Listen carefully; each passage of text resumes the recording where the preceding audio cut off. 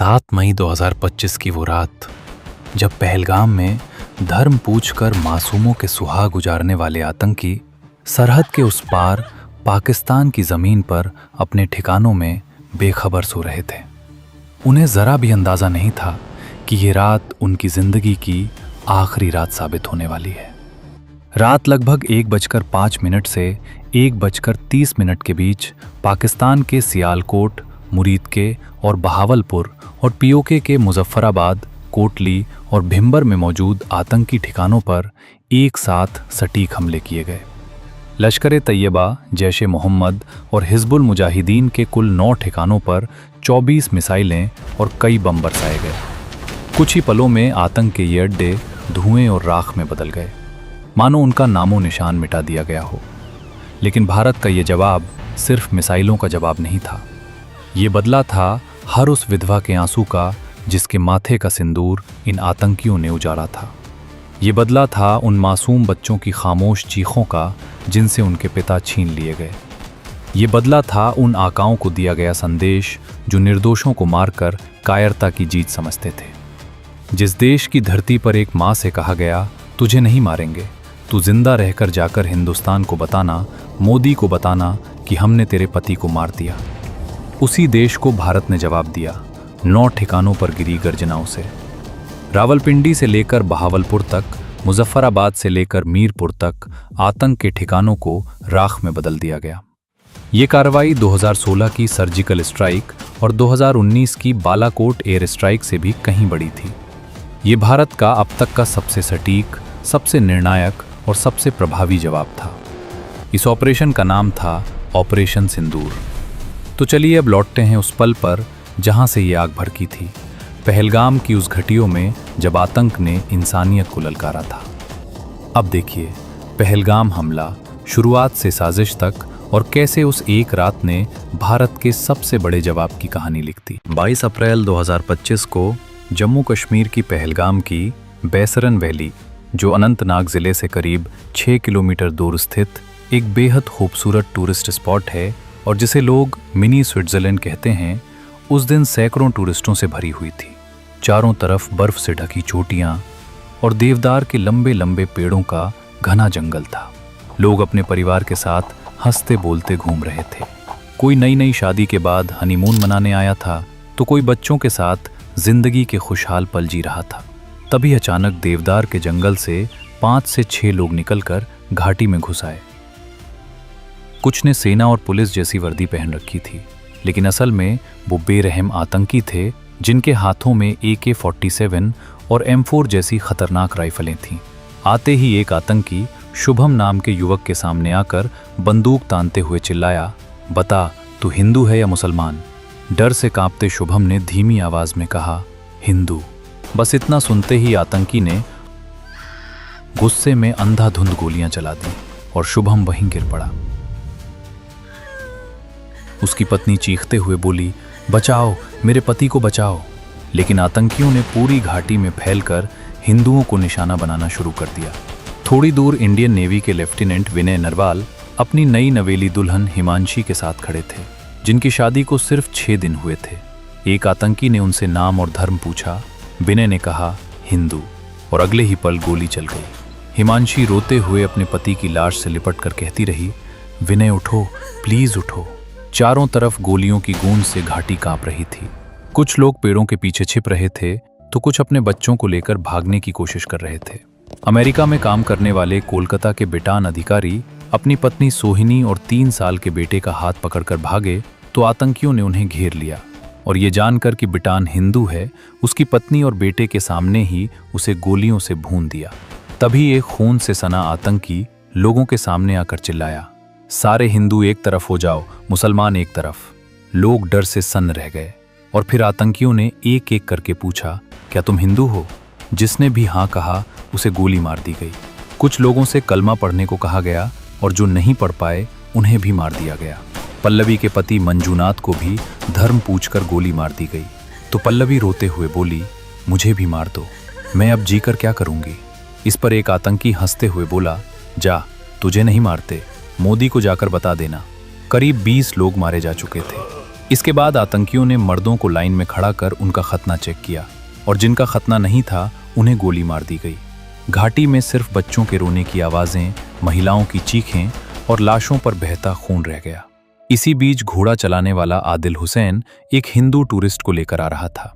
आतंकियों ने टूरिस्ट पर निशाना साधा तो आदिल ने अपनी जान की परवाह किए बिना चिल्लाते हुए कहा, इसे मत मारो, मुझे मार दो, और एक आतंकी से राइफल छीनने की कोशिश की। लेकिन अकेला आदिल आतंकियों के सामने टिक नहीं पाया और गोलियों की बौछार में उसकी भी जान चली गई। आदिल चाहता तो अपनी जान बचा सकता था, लेकिन उसने धर्म से ऊपर इंसानियत को चुना। उधर आतंकी अपने शरीर पर लगे कैमरों से पूरे नरसंहार की रिकॉर्डिंग कर रहे थे। मरे हुए लोगों के पास खड़े होकर हंसते हुए सेल्फी ले रहे थे और जब उन्हें कोई और गैर मुस्लिम मर्द नहीं मिला तो मरे हुए लोगों पर भी दोबारा गोलियां चला दी। करीब 300 राउंड फायरिंग के बाद वो घाटी छोड़कर भाग निकले। इस हमले में 26 निर्दोष लोगों की जान चली गई और करीब 20 लोग घायल हुए। ये जम्मू कश्मीर के इतिहास के सबसे खौफनाक आतंकी हमलों में से एक था, जिसमें खुलेआम धर्म पूछकर लोगों को मारा गया। और जैसे ही इस हमले की खबर मीडिया में फैली, पूरा देश सन्न रह गया। लेकिन पहलगाम का हमला बाकी सभी आतंकी वारदातों से बिल्कुल अलग था, क्योंकि इस बार आतंकियों ने इंसानियत की सारी हदें पार कर दी थीं और धर्म के नाम पर की गई इन बेरहम हत्याओं ने पूरे देश की सहनशक्ति को तोड़ दिया था। दूसरी ओर पाकिस्तान हमेशा की तरह अपने पुराने ढर्रे पर चल पड़ा। कभी इन आतंकियों को आज़ादी की लड़ाई लड़ने वाले हंसाने लगा तो कभी इस हमले का ठीकरा भारत पर ही फोड़ने की कोशिश करने लगा। लेकिन इस बार भारत सरकार ने सिर्फ बयान देने के बजाय ठोस कदम उठाने का मन बना लिया और सबसे पहले डिप्लोमेटिक स्तर पर ऐसे फैसले लिए गए जो पहले कभी नहीं हुए थे। भारत ने सिंधु जल समझौते को निलंबित कर दिया, जिससे पाकिस्तान की खेती और जीवन रेखा मानी जाने वाली नदियों के पानी पर सीधा असर पड़ सकता था और जरूरत पड़ने पर पानी रोका या अचानक छोड़ा भी जा सकता था। इसके साथ ही अटारी बॉर्डर बंद कर दिया गया, वीजा सुविधाएं रद्द कर दी गईं और पाकिस्तान से जुड़े कई और कड़े फैसले लागू किए गए। भारत में पाकिस्तानी कलाकारों, खिलाड़ियों, मीडिया संस्थानों और सरकारी सोशल मीडिया अकाउंट्स पर रोक लगा दी गई और OTT प्लेटफॉर्म से भी पाकिस्तानी फिल्में, शो और गाने हटवा दिए गए। साफ था कि भारत इस बार पाकिस्तान के प्रायोजित आतंकवाद पर हमेशा के लिए रोक लगाना चाहता है। इसलिए एक तरफ अंतर्राष्ट्रीय मंचों पर पाकिस्तान को अलग थलग करने की तैयारी चल रही थी, तो दूसरी तरफ आतंकियों के खिलाफ सैन्य कार्रवाई को लेकर लगातार उच्च स्तरीय बैठकों का दौर चल रहा था। प्रधानमंत्री नरेंद्र मोदी पहले ही सार्वजनिक मंच से कह चुके थे कि इस हमले के दोषियों और इसकी साजिश रचने वालों को उनकी सोच से कहीं बड़ी सजा मिलेगी। और 2016 की सर्जिकल स्ट्राइक व 2019 की बालाकोट एयर स्ट्राइक के बाद पाकिस्तान भी जान चुका था कि भारत जरूरत पड़ने पर सैन्य जवाब देने से पीछे नहीं हटता। इसी डर के कारण पहलगाम हमले के बाद पाकिस्तान को ये आशंका सता रही थी कि इस बार भी भारत की तरफ से करारा जवाब जरूर आएगा। लेकिन भारत सरकार अच्छी तरह समझ चुकी थी कि पाकिस्तान किसी जवाबी कार्रवाई के इंतजार में बैठा है। इसलिए इस बार सीधा वार करने के बजाय पहले उसे रणनीति के जाल में उलझाया गया। 6 मई 2025 को भारत ने देश के 244 इलाकों में बड़े पैमाने पर मॉक ड्रिल की घोषणा कर दी और ये संदेश दिया गया कि 1971 के बाद पहली बार इतनी बड़ी तैयारी की जा रही है। बाहर से देखने पर ऐसा लगा जैसे भारत किसी बड़े युद्ध की तैयारी कर रहा हो।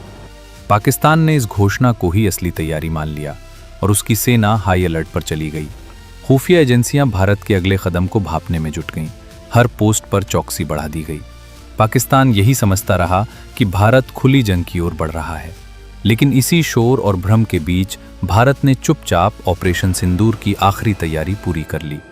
दुश्मन की नजरें एक दिशा में लगी रहीं और भारत ने अपने असली वार की दिशा तय कर ली। ये पूरी चाल इसलिए चली गई ताकि पाकिस्तान आखिरी पल तक असली ऑपरेशन को समझ ही ना पाए और जब तक उसे हकीकत का अंदाजा होता तब तक ऑपरेशन सिंदूर शुरू होता। 19 अप्रैल 2025 दिल्ली के साउथ ब्लॉक में एक हाई लेवल मीटिंग चल रही थी। प्रधानमंत्री नरेंद्र मोदी, रक्षा मंत्री Rajnath Singh, NSA Ajit Doval, CDS General Anil Chauhan और तीनों सेनाओं के प्रमुख। कमरे में सन्नाटा था, लेकिन हर दिल में एक ही सवाल था, अब और कब तक। PM बोले, देश से आतंक का खात्मा करना है, एक्शन कैसे होगा, कब होगा, ये फैसला अब सेनाएं खुद लेंगी। आपको पूरी आज़ादी है। इसके बाद शुरू हुआ खुफिया एजेंसियों का ऑपरेशन रॉ और NTRO। पाकिस्तान और POK में मौजूद आतंकी ठिकानों की रियल टाइम लोकेशन ट्रैक करने लगे। हर मूवमेंट, हर रेडियो सिग्नल, हर कैंप की हलचल, सब भारत की नज़र में था। 21 टारगेट्स आइडेंटिफाइड हुए। 21 ठिकानों में से 9 हाई वैल्यू टारगेट्स चुने गए, वही ठिकाने जहां से पुलवामा, 26/11, पहलगाम जैसे हमलों की साजिश रची गई थी।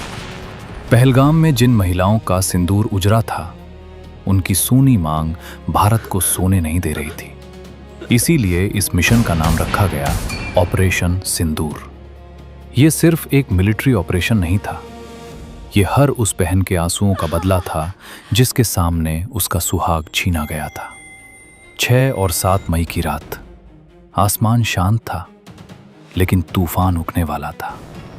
राफेल, मिराज 2000 और सुखोई Su-30 MKI अपने अपने टारगेट के लिए उड़ान भर चुके थे। भारतीय सीमा के भीतर रहते हुए POK और पाकिस्तान के 9 आतंकी ठिकानों को निशाना बनाया जाना था। रात 1:05 पहला वार हुआ मुजफ्फराबाद में स्थित लश्कर-ए-तैयबा के सवाई नाला कैंप पर। वही कैंप जहां से सोनमर्ग, गुलमर्ग और पहलगाम के हत्यारे तैयार हुए थे। कुछ ही सेकंड में आतंक का अड्डा धुएं और राख में बदल चुका था। इसके बाद Syedna Bilal camp, Gulpur camp, Barnala camp और अब्बास कैंप, एक के बाद एक 5 आतंकी अड्डे POK में मिट्टी में मिला दिए गए। जो आतंकी कल तक भारत को धमकी देते थे, वो आज मलबे के नीचे दफन हो चुके थे। उसी समय भारतीय जेट्स ने पाकिस्तान के भीतर सियालकोट, मुरीदके और बहावलपुर में आतंक के ठिकानों को निशाना बनाया। मुरीदके का मरकज़-ए-तैयबा, जहां अजमल कसाब और 26 नवंबर के आतंकी तैयार हुए थे, अब इतिहास बन चुका था। अंतिम और सबसे बड़ा वार बहावलपुर स्थित जैश-ए-मोहम्मद के हेडक्वार्टर मरकज़ सुभान अल्लाह पर हुआ। यही से संसद हमला, पठानकोट, पुलवामा की साजिशें रची गई थीं। ब्रह्मोस की एक मार और आतंक की रीढ़ टूट गई। सिर्फ 25 मिनट में आतंक के 9 अड्डे तबाह, 100 से ज्यादा आतंकी ढेर हो चुके थी। जहां इस ऑपरेशन में जैश के सरगना मसूद अजहर का भाई और इंडियन एयरलाइंस IC-814 की हाईजैकिंग का मास्टरमाइंड अब्दुल रौफ अजहर मारा गया, तो वहीं उसके 2 ब्रदर इन लॉ और जैश के टॉप कमांडर मोहम्मद यूसुफ अजहर उर्फ उस्ताद जी और हफीज मोहम्मद जमील, ये दोनों भी मारे गए।